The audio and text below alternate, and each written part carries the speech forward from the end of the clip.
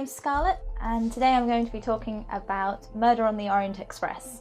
This review may contain spoilers, it might not. I'm speaking from the mind, not from a script, so if I happen to trail into spoiler territory, I'm really sorry. However, it is a film based off a novel that has been out for X many years, so kind of feel that I don't have to say spoilers, but spoilers anyway, just in case.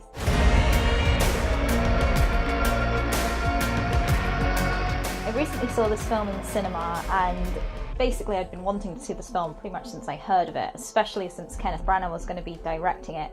Now, Kenneth Branagh is a director who certainly isn't to everyone's taste. I really enjoy Kenneth Branagh's stuff, mostly because it's so over the top, it's grandiose, it's ostentatious. One of the reasons I love the film Cinderella, the live action version, is because he directed it and he took it on that next level. Kenneth Branagh's... the cat's here. There might be elements based off reality, but it's not reality. And I think that's where you get this overtly hyper-realistic nature that Kenneth Branagh tends to bring to it, and why it works so well for this kind of film.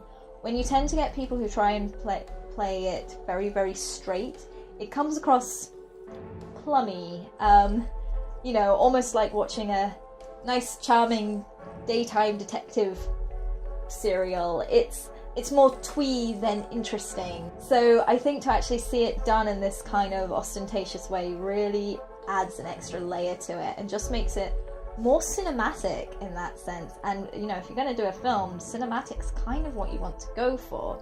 So yeah. Agatha Christie has a very distinctive writing style. She has her detective Poirot, and Poirot is the greatest detective of all time. You need to be aware though that Poirot is not the same as Sherlock Holmes. They have two very distinct styles of detecting. Unlike Sherlock Holmes, who has his Watson, who he can relay information to and explain his reasoning and his mental ability to deduce what he is investigating, Poirot doesn't have that. In quite a lot of the stuff there'll be a foil in which he can sort of bounce stuff off of as he's kind of worked it out, but not necessarily all the time. Part of the reason Poirot is the greatest detective of all time is because you as the audience are not able to work it out as quickly as he is. If you were, you would be the greatest detective of all time, not Poirot.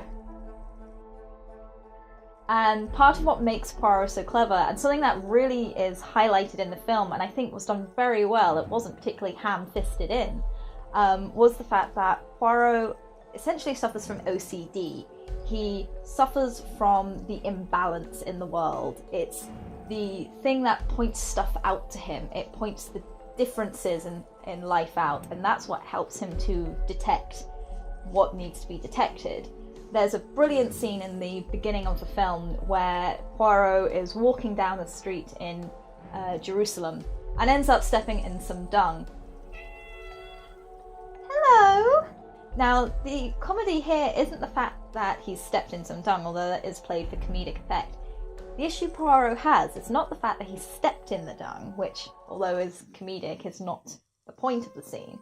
It's actually used as a very interesting device to tell you more about Poirot's way of thinking, his way of working stuff out in his mind. And his issue when he stood there is not the fact that he's stepped in this dung, it's the fact that he has only stepped in it with one shoe. He's suddenly at an imbalance. One is not the same as the other when both should be the same. There should be an equilibrium in the world, and the equilibrium has now been disjointed. So how does he solve it? He steps his other shoe in the dung, and then everything is right with the world again. And this is sort of related several times over throughout the film to enhance his way of thinking. There are things that don't add up, and when things don't add up, there is a discourse in the world. And that is where the film really shines, in highlighting these little points and having this understanding of who Poirot is as a character. And again, because most people in the audience do not have this disjointed nature and this understanding of the world, it is enhanced when you don't follow along with what he's discovered. He works it out first because he needs to, he's able to. You as the audience are unable to do that. And this is where I see a bit of the issue come up when people are not quite sure about it being a good film or not, especially towards the end, where a lot gets revealed very, very quickly. But part of the issue of that is, again, it's an Agatha Christie novel. A lot of the stuff gets revealed very, very quickly, where Poirot reveals one thing after another thing after another thing. And I admit, that is the point where I start losing the film. The film is actually not as good when it falls into those Agatha Christie traps. But then again, it wouldn't be an Agatha Christie film if it didn't have that. So when more and more stuff gets revealed, the story gets sillier and sillier and sillier.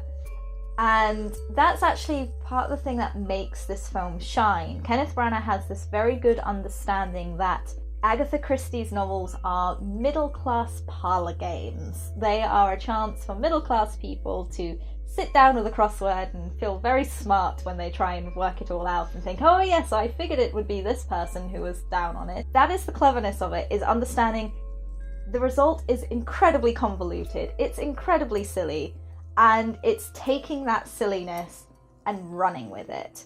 And this is where you need that sort of grandiose nature that Kenneth Branagh tends to bring to most of his films. He's aware of the silliness and he embraces it. And you kind of can't take that ridiculous nature. You can't take these characters who aren't real people. They're not based off real people. These are characters, or caricatures even. And to take these caricatures and run with this story, which is very, very ridiculous, and put it in a setting that is equally as grandiose and ridiculous as what you're watching, isn't easy. But Kenneth Branagh tends to do it. And I think that's because, again, it comes from his theatrical background. He understands the idea of pantomime, of over-the-top acting, of over-the-top storylines that really in the real world wouldn't work. But here, in this world, in this setting, it does work. It's almost like watching an opera. And that goes from everything from the... Oh! You're being noisy! You're being noisy! Oh. Oh. I want to go out. I'm trying to do a video. I'm trying to film something. Are you just going to... I lost my train of thought. Train of thought. Okay. So the train is this ridiculously over-the-top train. It's nothing like a real train should be, but that's not the point. The point is that it has to be over the top. Even the camera work is ridiculous. You literally have a shot that recites the framing of Da Vinci's The Last Supper. Kenneth Branagh is bringing biblical elements into this, highlighting the 12 people, the 12 suspects as almost the 12 disciples. To do that is actually a really bold move. It's treating it like an opera, and I just think that's very Kenneth Branagh, which I think is quite enjoyable. Other things I thought was really good about it is the camera work was really good. There's these wonderful shots where the camera is sitting on the other side of a glass window while Poirot is discussing things with one or two of the suspects. And you have the glass is faceted, and so you have the suspect's face appearing in 3 different facets. And again, it just really highlights that whole idea of everyone's lying, not everyone's telling the truth. There are multiple sides to a person instead of it just being one straight viewpoint. And I think that's a really interesting way of looking at people, and just again showing things like that through the use of camera work, through the use of framing. There's a wonderful shot where he's first walking down the length of the carriage on the platform. Poirot is walking down the carriage, and unless you actually pay attention, you notice he walks past every single window which has one of the suspects in it. And it's just delicate little things like that, which unless you're looking out for it, you wouldn't notice. And I think that's just wonderful camera work. The costumes, of course, were beautiful. The costume designer was Alexandra Byrne, who has done several other films with Kenneth Branagh.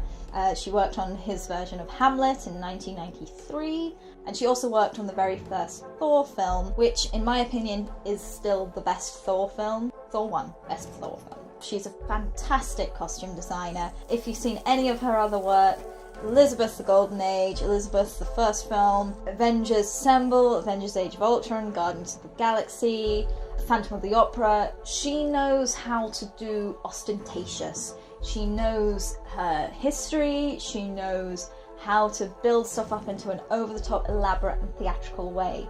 She understands that you don't just have a costume to suit the character, you have a costume to suit the film it's set in.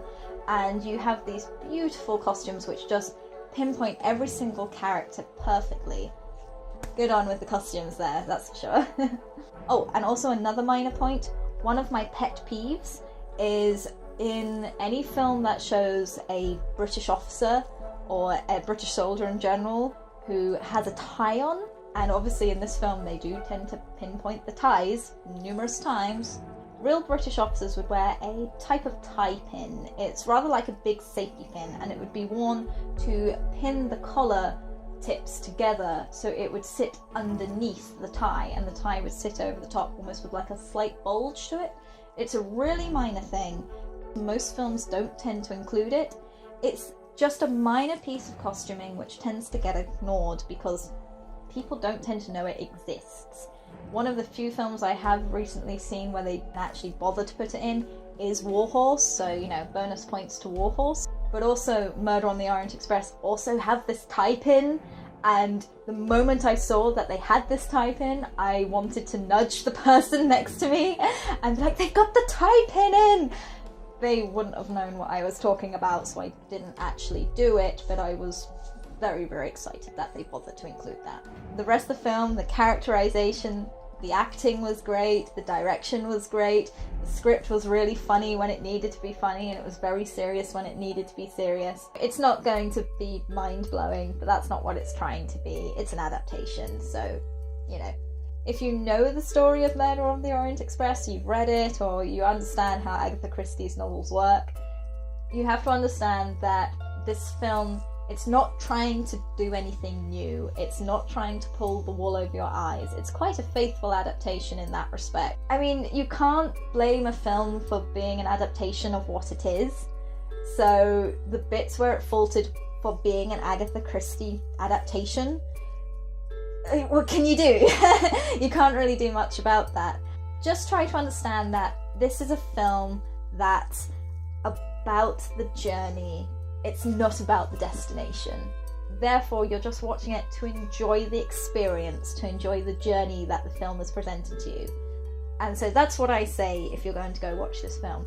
Go in to enjoy the journey, and I think most people will if you just go with a bit of an open mind. So yeah, I hope you enjoyed my review of Murder of the Orient Express. I think I waffled a bit, but that's what I get for not writing a script.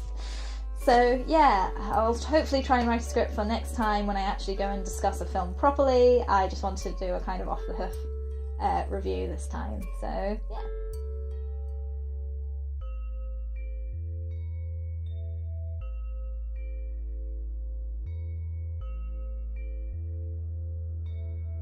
If you do like Agatha Christie stuff, I really recommend checking out And Then There Were None, which is a BBC adaptation of 10 Little Boys. Obviously they had to change the name for understandable reasons. I hope you enjoyed it, and I'll see you next time. Bye!